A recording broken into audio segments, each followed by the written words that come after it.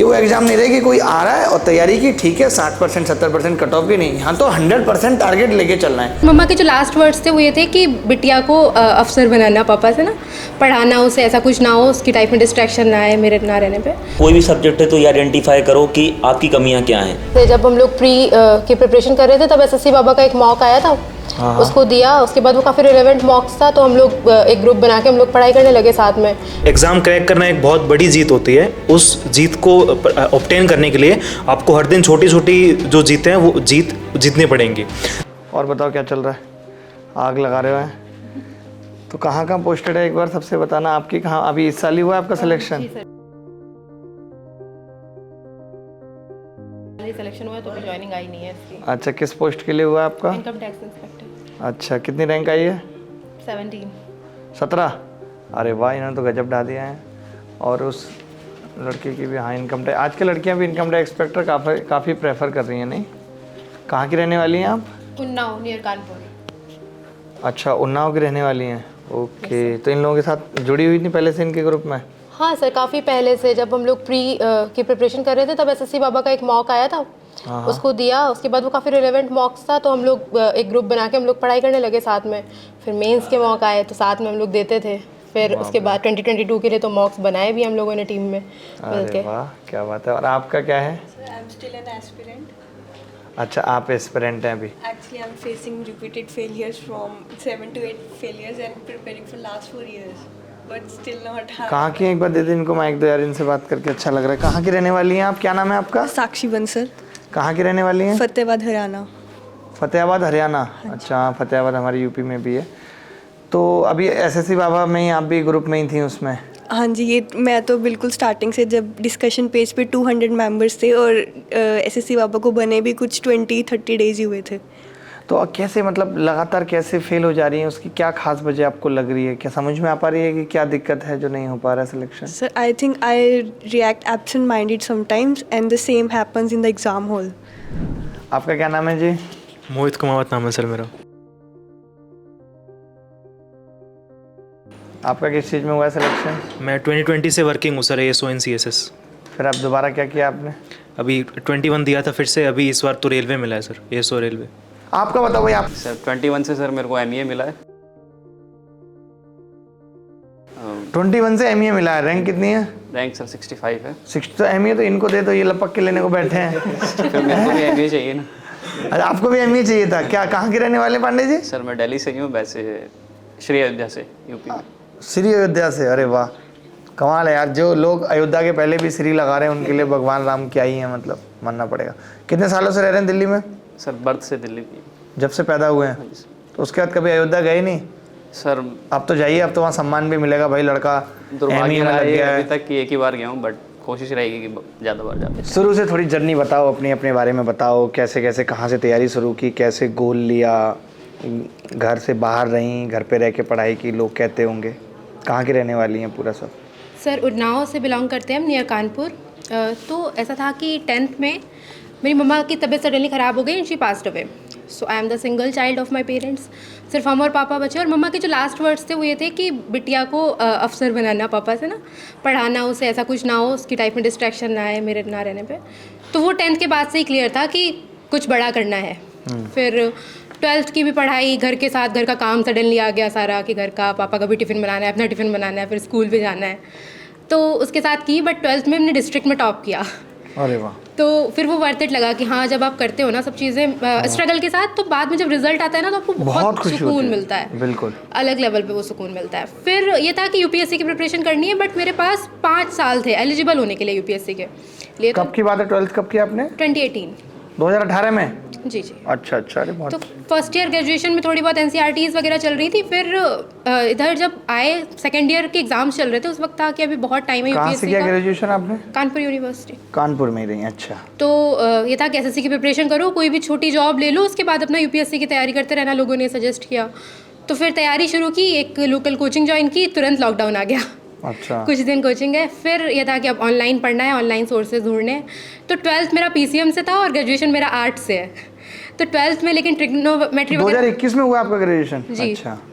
तो ये था कि ट्रिग्नोमेट्री वगैरह पढ़ी रहती है ना 10th वो 12th में, तो सबसे पहले हमने शुरू ही ट्रिग्नोमेट्री से पढ़ना शुरू किया था, और आपके जो 27 वीडियोज़ वाला एक प्लेलिस्ट है ट्रिग्नोमेट्री का, हाँ हाँ, उसी से हमने शुरू किया था ट्रिग्नोमेट्री पढ़ना, क्योंकि वो स्टार्टिंग में बहुत कन्फ्यूजन हो रहा था। स्कूल में हम लोग बेसिक से सॉल्व करते हैं, फिर सडनली कंपटीशन में आ रहे हैं, मेरा मैथ्स से बैकग्राउंड नहीं है, आर्ट्स चल रहा है ग्रेजुएशन में, तो फिर वो शॉर्टकट्स जो हैं वो अडॉप्ट करने, फिर आपके वीडियोस, फिर यूट्यूब पे तो हमें बहुत लिबर्टी होती है, हमने यूट्यूब से ही पढ़ा है सारा, कोर्स वगैरह कुछ परचेज़ नहीं किया, तो सारे टीचर्स से जहाँ से जो अच्छा लगता गया वैसे वैसे कोर्स करते चले गए।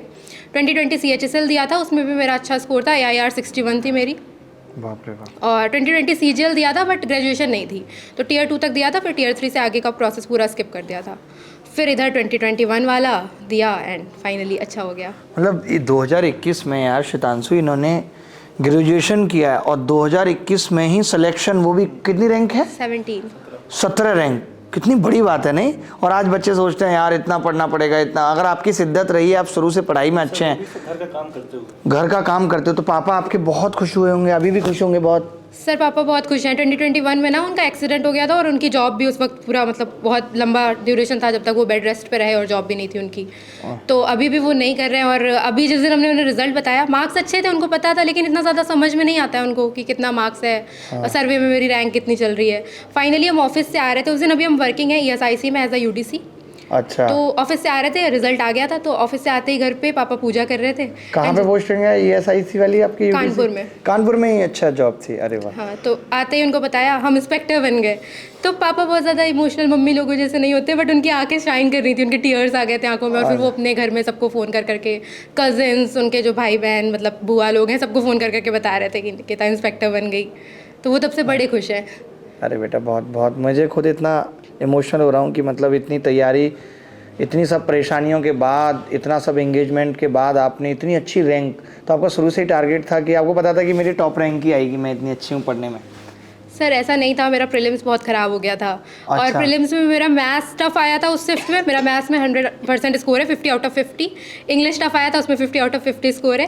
रीजनिंग के 4 क्वेश्चन गलत हो गए, वो वैसे वाले जो पेपर कटिंग टाइप के क्वेश्चन नहीं होते, एकदम ईजी वाले। आउट ऑफ प्रेशर वो गलत हो गए। रॉ मार्क्स मेरे प्रीलिम्स में 160 थे, और जबकि मॉक में हम सब मॉक्स में टॉप कर रहे थे, मतलब जब मॉक्स दे रहे थे तो मोस्टली मॉक्स में हम टॉप 10 में होते थे, और प्रीलिम्स ख़राब हो गया, तो तब लगा कि अब तो पता नहीं क्या मिलेगा, क्योंकि हमें होम टाउन भी चाहिए, मतलब होम स्टेट भी चाहिए, पापा का ख्याल रखना है, फिर ताकि लोकेशन नहीं मिलेगी अगर पोस्ट मिल जाएगी। लेकिन फिर मेंस में था कि अभी मेंस का है, हाथ में है, उसमें फोड़ना है बहुत अच्छे से, तो फिर मेंस में तो पूरी जान लगा दी उस वक्त, और कुछ करा ही नहीं है उस महीनों में, कुछ याद नहीं है, सिर्फ मैथ इंग्लिश। कितने कितने मार्क्स बने दोनों में? सर मैथ में 191.5 है, और इंग्लिश में 192.5 है।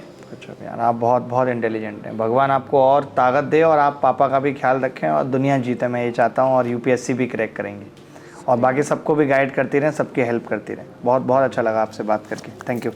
इनको तो भरे। हाँ बताइए आप। सर मैं bachelor of engineering Jadavpur university college है कोलकाता में, वहाँ से किया हूँ। तो वो एक अच्छा कॉलेज, मतलब उसका मैं जब ज्वाइन किया था वो कॉलेज, तो उसका ऑल इंडिया रैंक 9 था। अच्छा। अभी 11 है। तो उस कॉलेज से पढ़ने के बाद फिर मेरा कॉलेज कैंपसिंग हो गया, तो मैं 4 साल जॉब भी किया हूँ। कहाँ पे? वेदांता उड़ीसा में, इसके साथ ही काम किया हूँ, मतलब ये कलीग है मेरा। अच्छा अच्छा, रूममेट भी है ये। आप भी तो थे? हाँ अच्छा अच्छा, ओके ओके। जॉब के साथ हमने प्रिपेयर किया, जॉब के साथ ही सब कुछ किया हूँ। फिर मेरा पहले, फिर हमने इसका पहले हो गया, फिर ये मेरे को गाइड किया, तो फिर उसके बाद मेरा हुआ। जॉब के साथ ही सब हमने किया। अच्छा, अरे यार बहुत बहुत बहुत बढ़िया बात है। तो आपने कब, आपका तो फिर ग्रेजुएशन के बाद बहुत लंबा, ग्रेजुएशन 18 में हो गया था, 18 में बीटेक हो गया था। उसके बाद फिर फर्स्ट अटेम्प्ट 19 का फर्स्ट अटेम्प्ट दिए थे। तो हम लोग का क्या होता है कि अच्छे कॉलेज से है, तो एक ऐसा होता है कि ये सब एग्ज़ाम क्या है, ये सब तो ऐसे ही नहीं निकाल लेंगे, ज़्यादा पढ़ना है नहीं, कॉन्फिडेंस होता है। तो फिर मैं दिया SSC का फर्स्ट टाइम, तो मैं देखा कि ठीक ठाक नंबर है, बट जब इस फील्ड में लोग पहले से उनको ज़्यादा ये जब नॉलेज होता है तब पता चलता है कि इस फील्ड का डेप्थ क्या है। डेप्थ क्या है, बिल्कुल सही बात डेप्थ है। उसको क्योंकि यहाँ पे आना मायने भी नहीं रखता ना, यहाँ पे तो मतलब उसी टाइम पे आप कितना अच्छा परफॉर्म कर पाओगे, भले आप कितने इंटेलिजेंट हो, अगर पेपर के टाइम पे जो टाइम आपको दिया गया उसमें आप जितना मैक्सिमम परफॉर्म कर लोगे तभी सिलेक्शन है। क्योंकि यहाँ पे ना लोग टॉप पे पहुँच गए, ये वो एग्जाम नहीं रहे कि कोई आ रहा है और तैयारी की, ठीक है 60% 70% कट ऑफ की नहीं, यहाँ तो 100% टारगेट लेके चलना है। जो 100% लेके चल रहा है वही अपनी मनचाही पोस्ट ले पा रहा है। नहीं तो क्या होगा, एक बार आपको ऑडिटर बन जाओगे, फिर वो कुछ और बन जाओगे, लेकिन वो सेटिस्फेक्शन मिलेगा नहीं। कब तक पड़ेगा? आदमी सोचता है पहली बार में ही अच्छी पोस्टिंग हो जाए। वो तो है। तो फिर मैं मतलब हम लोग का क्या होता है कि जो भी क्वेश्चन सॉल्व होता है, ये क्वेश्चन तो मेनली 8, 9, 10 के ही है। हाँ, तो वही हम लोग का एक्स वाई से करना है सॉल्व। तो मैं गया एग्जाम में, किया सॉल्व, फिर देखा कि मेरा मार्क्स बहुत कम है। अच्छा। फिर मेरे को पता चला कि एक कौन से टीचर से पढ़ना है। तो फिर मैं इससे पूछा, ये मैंने मेरे को मिला। तो फिर इसने बताया कि कहाँ से कैसे पढ़ना है। तो फिर मैं 2020 भी दिया, बट उसमें मैथ्स से मेरे 7 क्वेश्चन गलती हुए थे। अच्छा। तो उसमें मेरा मार्क्स थोड़ा कम था, 167.5 था। तो मेरे को 2020 से ये ऑडिटर मिला। अभी मैं कोलकाता में पोस्टेड हूँ। तो फिर 2021 भी दिया, तो उसमें इस बार थोड़ा रैंक ठीक रहा, 110 रहा, तो ईडी ऑफ। 110 बड़ी बात है। तो अभी कैसा लग रहा है? अच्छा लग रहा है एकदम? हाँ, घर पे सब खुश हैं? घर पहले तो लोग ये भी कह रहे होंगे नौकरी छोड़ के, अब बताओ यूडीसी की जॉब कर रहा है, ऑडिटर की कर रहा है। नहीं, ऐसा नहीं है। मतलब ऐसा घर से कुछ बोला मेरे को कभी नहीं बोले कि तुमको गवर्नमेंट जॉब करना है, प्राइवेट जॉब करना है, कोई कुछ नहीं बोला। कहाँ के रहने वाले हैं बिहार में आप? सुल्तानपुर से रहने वाला हूँ। अच्छा। सुल्तानपुर बिहार। चलो भाई, अब मैं ये चाहता हूँ कि तुम दोनों इतनी गाइडेंस दे रहे हो, इतना अच्छा कर रहे हो, तो अभी जो बच्चे तैयारी कर रहे हैं उनको तुम्हारी क्या गाइडेंस है? 5 मिनट आप लो और बताओ कि आप इतने सारे लोगों से मिलते हो, सीखते हो कि क्या कमियाँ बच्चे जनरली कर देते हैं और क्या उनको नहीं करनी है, कि आप सब बताओगे तो अच्छा रहेगा। इनको दो भाई।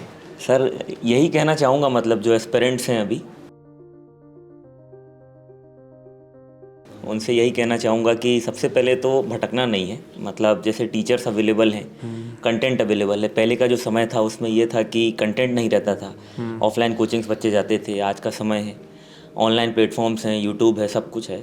तो जिस भी टीचर को फॉलो कर रहा है, जो भी, उसको जेन्युइनली फॉलो करे। मतलब अगर कोई किसी को एडवाइस दे रहा है कि मेरे पास ये स्टडी मटेरियल आ गया, मेरे पास ये बुक्स हैं, ये टीचर हैं, इससे पेपर आएगा, तो ऐसा नहीं है। सिलेबस सबको पता है, एग्ज़ाम पैटर्न में प्रीवियस ईयर पैटर्न फॉलो करना है, सबको पता है। और जिसको भी फॉलो कर रहे हो उसको जेन्युइनली फॉलो करो, मतलब डायरेक्शन चेंज मत करो। जो लोग ये चीज़ करते हैं सर, उनका सब अच्छा होता है। और जैसे जो भी आप प्लेटफॉर्म टेलीग्राम चैनल से जुड़े हो, आइदर एसएससी बाबा, द पंडित, जो भी चैनल्स हैं, जो भी टारगेट सीरीज़ चल रही हैं, जो मेंटर्स गाइड कर रहे हैं, उनकी जो भी बातें हैं उनको सीरियसली फॉलो करें। मतलब जैसे किसी ने बोला कि इतने दिन में इतना सिलेबस हो जाना चाहिए, फिर आपको मॉक टेस्ट लगाना है। मतलब हर एक चीज़ डिसाइड कर लो कि मेरा सिलेबस कंप्लीट हुआ है कि नहीं। खुद से क्वेश्चन पूछो कि आप पढ़ाई कर रहे हो तो डेली आप सोने के टाइम पर ये पूछो कि क्या मैंने सच में इतनी मेहनत करी है आज कि मुझे नींद आनी चाहिए। अपनी सच्चाई भले दूसरों को बता दो। जैसे इन्होंने नाम बदल दिया, आप बता दूसरों को मेरे 170 आ रहे हैं। आपको पता होना चाहिए कि अभी आपके 110 आ रहे हैं, अब आपको 170 तक पहुंचना है। ये प्रेशर आपके ऊपर होना चाहिए। और सब्जेक्ट में भी, मतलब कोई भी सब्जेक्ट है तो ये आइडेंटिफाई करो कि आपकी कमियां क्या हैं। किसी दूसरे को मत देखो। अगर मान लो एक मार्केट में ये चीज़ बन गई कि भाई ये मैथ्स का ये टॉपिक बहुत टफ है, ऐसे नहीं है। हर स्टूडेंट के लिए अलग अलग चीज़ें, किसी का अर्थमेटिक वीक है, किसी का एडवांस वीक है, इंग्लिश में किसी की ग्रामर अच्छी है, किसी का कॉम्प्रिहेंशन बहुत अच्छा है, किसी को वोकैब नहीं आती। तो ये आइडेंटिफाई करो कि आपकी अंदर बारीकियाँ क्या हैं, क्या गलतियाँ हैं जिनमें नंबर कम हो रहे हैं। जो इन पे काम करेगा वो स्कोर ले आएगा। जैसे हमें, मतलब कि मेरे किसी सर ने एक बात कही थी मुझसे कि बेटा CGL के पेपर में Tier 1 में 100 में से 70 सवाल हर बच्चा कर लेता है, लेकिन 70 सवाल के ऊपर जब बढ़ाना पड़ता है ना, तब आपकी दिन रात की मेहनत काम आती है। सबसे ज़रूरी तो वही है कि मतलब 70 तक तो आप पहुँच ही जाओगे। पहुंच जाओगे। कई लोगों को ये लगता है कि जैसे मैंने पहला अटेम्प्ट दिया बिना तैयारी के और 70 सवाल सही हो गए, तो उनको क्या लगता है, अरे अभी तो बिना तैयारी के दिया था तब 70 सही हो गए, अब तो मैं तैयारी से दूंगा 1 साल और, तो उन्हें लगता है 70 दूनी 140 हो जाएगा। ऐसा नहीं है भाई, ये 70 बिना तैयारी के नहीं है। ये 70 वो है जो तुम पहली क्लास से और 14वीं क्लास तक पढ़ के आ रहे हो। तो तुमने अब अपना देख लिया कि तुम अब तक 70 तक का ही सीख के आए हो। अब सोचो तुम्हें 1 साल के अंदर या 6 महीने के अंदर 30 करना है, वो बड़ी बात है। 20 साल में तो तुम 70 कर पाए हो। वो ऐसे नहीं सोच पाते, उनको लगता है 1 साल की तैयारी में 70 आ गए तो 2 साल की में आ जाएंगे 140 सीधे। ये गलत फहमी रहती है। तो ये गलत फहमी किसी को नहीं रहनी चाहिए। मतलब अल्टीमेटली आपकी मेहनत है, आपकी लगन है, और प्रोसेस को ट्रस्ट करना है जितना कर सकते हो। जितने मतलब सीनियर्स हैं, जितने सिलेक्टेड भाई हैं, बहन हैं, वो छोटे भाई बहनों को गाइडेंस दें। मतलब उनकी जो कमियां हैं, हमारा अल्टीमेटली यही टारगेट था कि हमने कुछ अगर अच्छा सीखा है तो जितनी जल्दी हम किसी तक पहुंचा सकें वही हमारे लिए बेस्ट है। सही बात है। एज अ स्टूडेंट हमने सीखा कि भाई एग्जाम हॉल में ये बारीकियां हैं, तो हम पहले पहुंचना है एग्जाम। अब ये सबसे पहले सबको गाइड देंगे तो ये कहेंगे भाई एग्जाम सेंटर 1 घंटे का गैप लेके चलना, नहीं तो वहीं जाके रुको। सर पहले मैं ये करता था ना, मैं गैप ले लेता था। मैं सोचता था कि 2 घंटे का गैप लेके चलता था कि जो एग्ज़ाम शुरू होने का टाइम है उससे पहले 2 घंटे पहले निकल जाओ, दिल्ली में कहीं भी होगी पहुंच जाओगे।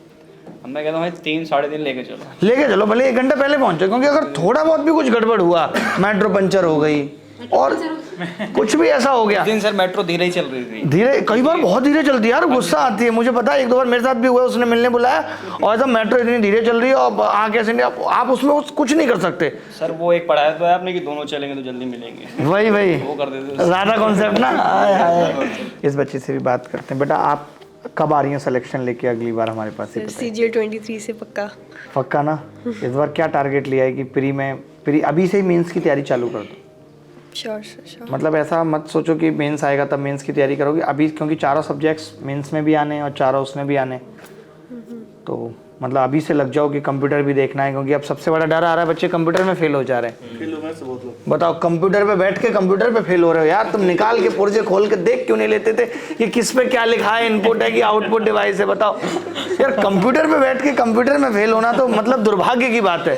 पेचकस लेके जाना चाहिए। पेचकस लेके जाना चाहिए, स्क्रू खोल देना चाहिए, ड्राइवर पीछे से झांक के देख लो क्या लिखा है। इन्विजिलेटर से पूछ लो भाई ये बता क्या है? और क्या, जैसे माइक्रोसॉफ्ट ऑफिस पे सवाल आ रहा है, उसकी प्रॉपर्टीज में जाके देखोगी क्या क्या लिखा है। विंडो वाला बटन दबा दो खुल जाएगा। बताओ, लेकिन एग्जाम लॉक हो जाएगा। चलिए एक बार सितांशु से पूछ लेते हैं भाई कि ये क्या गाइड देना चाहते हैं बच्चों को। सर तो स्टूडेंट्स को मैं ये बोलना चाहूँगा कि अगर आप किसी भी चीज़ का प्रिपरेशन कर रहे हैं तो वहाँ पे अपना एक सबसे ज़रूरी है एक फ्रेंड सर्कल बनाएं। उसमें उन बच्चों के साथ रहें जो आपसे ऊपर लेवल के हैं। कभी भी अपने उन बच्चों के साथ ना रहें जो आपसे कम स्कोर कर रहे हैं, ठीक है। एटलीस्ट जो आपके इतना कर रहे हैं या आपसे अच्छा परफॉर्म कर रहे हैं उनके साथ रहें, क्योंकि इसमें कंपटीशन काफ़ी रूथलेस है। इसमें वो जीतेगा जो सबसे ज़्यादा मेहनत करेगा, जो सबसे अच्छा परफॉर्म करेगा एग्ज़ाम में। तो जो बच्चे आपसे ऊपर हैं वो आपको समझाएंगे कि आप गलती कहाँ कर रहे हो और किस चीज़ों को कैसे करनी है। तो एक तो अपना सर्कल सही करें, जो अनवांटेड चीज़ें हैं उनको उनसे आप दूर रहें और अच्छे लोगों के साथ संपर्क बना कर रखें। और दूसरा ये है कि अभी लोग बोलते हैं कि यार मैथ्स कितना आसान आता है एसएससी में, ठीक है। तो आसान आने से मतलब है नहीं, लाखों लोग दे रहे हैं एग्ज़ाम। इसमें मतलब है टाइम का। आपको एक क्वेश्चन को भले सब कर तो सब लेंगे, बट आपको एक क्वेश्चन अगर कोई मिलता है तो आपको उसको ऐसा करना है कि आप उसको इंडिया में सबसे फास्ट कर पाओ, 20 सेकंड 30 सेकंड। अगर आप ऐसा नहीं कर पा रहे हो तो आप में इम्प्रूवमेंट की ज़रूरत है, ठीक है।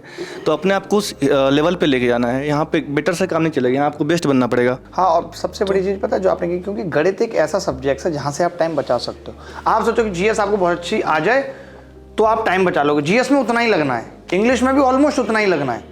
लेकिन कई बार हम सोचने लग जाते हैं और वो जो सोचने का समय आपको एक्स्ट्रा निकालना है तो वो गणित से ही निकल सकता है। रीजनिंग में भी आपने एक सवाल कितनी बार भी कर रखा है, लेकिन अगर डिजिट चेंज है तो उतना ही टाइम देना पड़ेगा पेपर में। गणित में ऐसा है कि आपकी अगर प्रैक्टिस बहुत अच्छी है तो आप देखते ही सवाल कर सकते हो। गणित एक ऐसा है जिससे आप टाइम निकाल करके उसको बाकी रीजनिंग में, मेंस में आप लगा सकते हो वही टाइम को, और बाकी प्री में तो चारों सब्जेक्ट में से किसी में भी लगा सकते हो जो गणित से टाइम बचाओगे। तो गणित में मेन टास्क यही है, पेपर लाख सरल आ रहा है लेकिन हमें उसमें टाइम बचाना है। कैसे हम फास्ट कर सकते हैं, जो आपने एक बात कही कि पहले ही पता लग जाए कि इसमें तरीका लगना कौन सा है। जैसे जब हम कहीं जा रहे होते हैं और किसी मोड पे अगर हमें रास्ता पहले से पता है, फट से पहुंच जाते हैं उसके घर, ठीक है। तो अभी बहुत अच्छा लगा यार, आप सबसे बात हुई और अच्छा लगता है कि आप सब इतनी मेहनत कर रहे हैं, इतनी तरक्की कर रहे हैं। आपको कुछ कहना, बच्चों को कुछ गाइड करना है? तो एग्ज़ाम क्रैक करना एक बहुत बड़ी जीत होती है। उस जीत को ऑब्टेन करने के लिए आपको हर दिन छोटी छोटी जो जीतें हैं वो जीतनी पड़ेंगी। तो जैसे ही कोई ब्रेक आ रहा है, कोई पॉज आ रहा है, कोई दिक्कत हो गई, कोई डिस्टर्बेंस आ गई, तो वहाँ से भी अपने आप को ग्रूम करके वापस ट्रैक पे आना है। वो इम्पॉर्टेंट है इस एग्ज़ाम में।